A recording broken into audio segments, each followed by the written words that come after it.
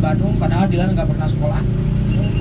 Ya, ini sebenarnya tempat syuting. Nah, tapi memiliki masa lalu yang kelam. Apa itu tempat pembantaian tentara Belanda. Jadi tentara-tentara Belanda dulu dibantai di sana oleh tentara Jepang. Ya, di mana banyak mayat-mayat yang bergeletakan di kawasan tersebut. Akhirnya dibawa mayatnya ke Jalan Lombok. Nanti kita akan masuk Jalan Lombok. Jalan Lombok adalah tempat pembuangan mayat tentara Belanda karena dulu pernah ada sungai di sana. Sehingga beberapa orang Bandung itu menilai Jalan Lombok itu kawasan yang cukup ditakuti dan dihindari. Ya, nanti kita masuk Jalan Lombok. Tapi sekarang alhamdulillah Jalan Lombok jadi rame, ya, malahan jadi tempat atau kawasan yang dibenci sama orang Bandung. Kenapa Jalan Lombok kita benci? Karena macet. Ya, itu aja sebenarnya. Karena sekarang tuh Bandung sudah menjadi kota paling macet di Indonesia. Ya, bahkan sudah ada berita rilis di tahun 2030 Bandung akan lumpuh. Lumpuh di sini tuh maksudnya adalah tidak bisa menampung volume kendaraan yang masuk ke kota Bandung ini. Ya, karena saking banyaknya datang ke kota Bandung, banyak macet sekali. Ternyata setelah saya telusuri kenapa Bandung macet terus, di Bandung itu banyak yang viral, tapi nggak ada tempat parkir. Lihat aja, nggak ada. Tempat parkirnya di mana? Pinggir jalan. Karena ini minusnya Bandung. Minusnya Bandung itu adalah sulit mencari tempat parkir. Tapi plusnya Bandung adalah gampang nyari tukang parkir. Karena banyak. Ya, karena cita-cita orang Bandung adalah jadi tukang parkir. Kita bisa penghasilan 1 juta sehari. Tukang parkir, bayangkan. Luar biasa, ya, mengalahkan CEO. Makanya banyak sekali sistem-sistem parkir di Bandung yang sudah diimplementasi ke kota-kota lain. Ya, karena sistem parkir di Bandung itu namanya Cilukpa. Saat kita mau parkir itu tidak ada tukang parkirnya, pas keluar tiba-tiba ada. Cilukpa. Ini sistem yang selalu terjadi di Jalan Lombok ini. Makanya kalau sore ke malam ramainya di mana? Di depan. Tuh lihat, parkir mobil udah di pinggir jalan. Kenapa? Karena kita akan melintasi kedai kopi terkenal di Bandung, namanya Two Cents di sebelah kiri. Two Cents itu selalu ramai. Banyak orang-orang luar kota Bandung datang ke sini, bahkan anak-anak muda Bandung datang ke Two Cents. Ya, rata-rata order lemon tea. Kenapa? Kopinya mahal. Kita tuh nggak biasa minum kopi mahal. Ya, kita biasanya minum kopi hari baik. Ya, good day. Ya, itu justru kita cari di sini apa sih? Bakso. Di sini tuh bakso yang paling the best. Kita cari di sini. Ya, karena ada beberapa tukang bakso yang enak. Tapi yang paling favorit itu nanti ada di depan. Namanya Lomi Bakmi Lombok. Dia buka dari jam 10 sampai jam 5 sore. Harganya mulai dari 25.000. Di mana? Nanti ada di sebelah kanan. Ya, terutama untuk suami atau laki-laki kalau bawa pasangan tolong dirantai. Ya, kenapa? Karena saya takut ke sebelah. Ya, karena sebelahnya MS Glow. Ya, apakah itu orang luar kota orang Bandung? Orang Bandung jarang pakai MS Glow. Jarang. Kita itu punya Super Snow. Ya, Super Snow itu hasilnya 7.000. Ya, bentuknya kayak salap. Jadi kalau misalnya mukanya mau glowing, gimana caranya ya? Cukup ngebasuh pedasnya banyakin. Insya Allah itu lama-kelamaan akan glowing. Itu cara kita membuat muka glowing. Ya, jadi tidak perlu melibatkan skincare. Ya, jadi kalau kita mau nyari bakso di Bandung, masuk ke Jalan Lombok. Itu sudah banyak bakso di sana. Ada Cuimi, ada Lomi Bakmi Lombok. Kalau ke sana, depan Stadion Siliwangi ada bakso kampung, bakso Solo. Nah, kita masuk Jalan Aceh kembali dan di sini letak Rumah Kentang. Nanti ada di depan Rumah Kentang di sebelah kanan yang sekarang sudah menjadi sebuah restoran. Jadi Rumah Kentang itu bukan rumah hantu. Ya, astagfirullahaladzim. Hei, tobat, hei. Ya. Bu, di Washington DC nggak ada yang kayak gitu ya? Ada. Oh, ada. Ya.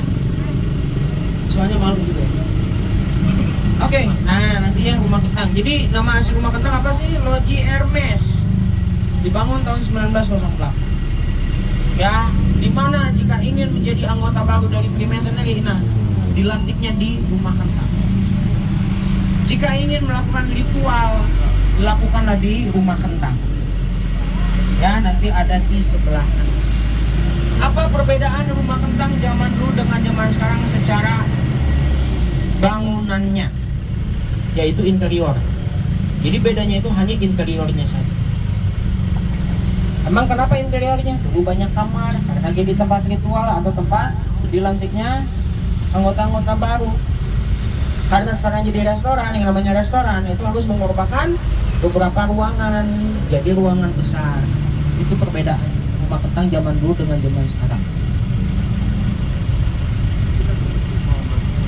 Ya, nah hanya beberapa orang Belanda sebagian kecil yang mengetahui rumah kentang adalah tempat perkumpulan Freemasonry selama 80 tahun. Karena sebagian besar orang Belanda mengetahui rumah kentang adalah tempat masak, dapur umum. Kok bisa? Karena ada kaitan dengan pameran tahunan atau annual exhibition di sebelah kiri kita. Namanya Jaarbeurs. Ya, sekarang di Kodiklat. Makanya nanti ada tulisannya Jaarbeurs. Kalau ke Jakarta itu PRJ. Ya, kalau di Bandung itu namanya Jaarbeurs. Ya, kita bisa lihat ya, tulisannya Jaarbeurs. Terus kenapa disebut rumah kentang? Nah, karena dulu rumah tersebut itu terbengkalai tahun 90-an. Nah, saat rumah tersebut terbengkalai sering tercium aroma kentang rebus. Itu yang dirasakan sama orang Bandung. Kalau kita mencium aroma kentang rebus berarti ada hantu laki-laki. Nah, itulah kenapa kita sebut rumah kentang yang dikaitkan dengan rumah hantu. Ya, kita nggak bisa nawar dengan wangi yang lain. Tiba-tiba kentang mustoka. Itu nggak boleh, itu sebuah kentang rebus. Bagaimana dengan wanita? Wangi apa yang akan muncul? Wangi melati. Nah, di sini yang sering bau melati. Taman Maluku yang tadi ada patung Kasukebra. Kenapa Taman Maluku sering bau melati? Kita lihat fisiknya. Pohonnya tinggi-tinggi. Orang Bandung dari jauh udah melihat ada sosok pakai baju putih rambut panjang, udah ketakutan. Apakah itu kuntilanak? Pas lihat lagi dekat ternyata lebih gemeteran. Ya, karena itu lelaki bertulang lunak. Ya, bencong. Karena kita dari dulu sudah punya hidden gem bencong di Bandung. Itu Taman Maluku. Tapi alhamdulillah semenjak sinetron Azab di Indonesia disiarkan bencong hilang. Ya, ini mungkin pukulan bagi mereka. Kemana Kang Tobat? Nggak pindah ke taman musik. Ya, kita masih melestarikan. Ya, karena itu cara budaya. Gitu.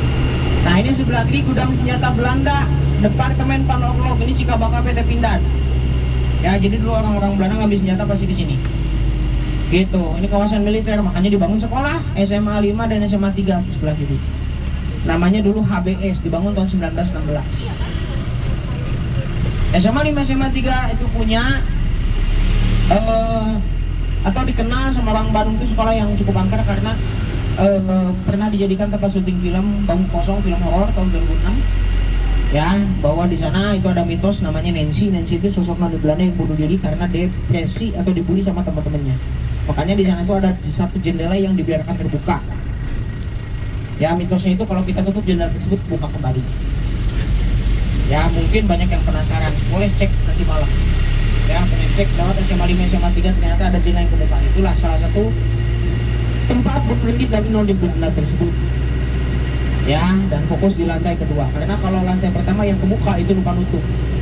Ya, karena kita nggak pernah lihat orang bunuh diri lantai pertama loncat, nggak ada yang meninggal. Ya, itu aja sebenarnya ya logikanya. Nah, tapi bagi orang Bandung yang sekolah di sana mereka nggak peduli dengan kondisi tersebut. Yang penting saya sekolah lulus sukses. Ya, itu SMA 5 SMA. Karena dari dulu sudah diperuntukkan untuk orang Indonesia. Nama